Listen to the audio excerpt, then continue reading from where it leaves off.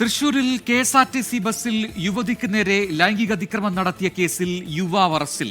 വടകര സ്വദേശി സവാദാണ് അറസ്റ്റിലായത്. 2023 നെടുമ്പാശ്ശേരിയിൽ വെച്ച് ബസ്സിൽ തൃശൂർ സ്വദേശിയായ യുവതിക്ക് നേരെ ലൈംഗിക അതിക്രമം നടത്തിയതിന് അറസ്റ്റിലായ വ്യക്തിയാണ് സവാദ്. ഈ കേസിൽ ജാമ്യത്തിലിറങ്ങിയപ്പോൾ സവാദിന് ഒരു വിഭാഗം സ്വീകരണമൊക്കെ നൽകിയത് അന്ന് വിവാദമായിരുന്നു. സൂരജ് സജി തൃശൂരിൽ ചേരുന്നു കൂടുതൽ വിവരങ്ങളുമായി. സൂരജ്, സവാദ് എന്നയാൾ വീണ്ടും അറസ്റ്റിലായി, അതും സമാനമായ കുറ്റം.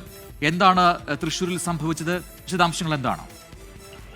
പ്രജിൻ, ഇക്കഴിഞ്ഞ 14-നാണ് മലപ്പുറത്തേക്ക് പോകുന്ന KSRTC ബസ്സിൽ വെച്ച് ഈ സവാദ് ഒരു യുവതിയോട് ലൈംഗിക അതിക്രമം നടത്തുന്നത്. പിന്നീട് യുവതി തൃശൂർ ഈസ്റ്റ് പോലീസിൽ പരാതി നൽകുകയായിരുന്നു. ഈ പരാതിയുടെ അടിസ്ഥാനത്തിൽ കേസെടുത്ത പോലീസ് സവാദിനെ സംസ്ഥാനത്തിന് പുറത്തു നിന്ന് കസ്റ്റഡിയിലെടുത്തു എന്നുള്ളതാണ് നമുക്ക് ലഭിക്കുന്ന വിവരം. പിന്നീട് ഇപ്പോൾ വൈകുന്നേരത്തോടു കൂടി തൃശൂരിലേക്ക് എത്തിക്കുകയായിരുന്നു. 2023 സവാദിന് സമാനമായ കേസുണ്ടാകുന്നത്. അന്ന് എറണാകുളത്തേക്ക് യാത്ര ചെയ്യുകയായിരുന്ന യുവതിയോട് വലിയ രീതിയിൽ മോശമായി പെരുമാറുകയും ലൈംഗികാതിക്രമം തരത്തിൽ പെരുമാറുകയും ഉണ്ടായി. അന്ന് സവാദ് ആ കേസിൽ അറസ്റ്റിലാകുകയും പിന്നീട് റിമാൻഡിലാകുകയും ഒക്കെ ചെയ്തു.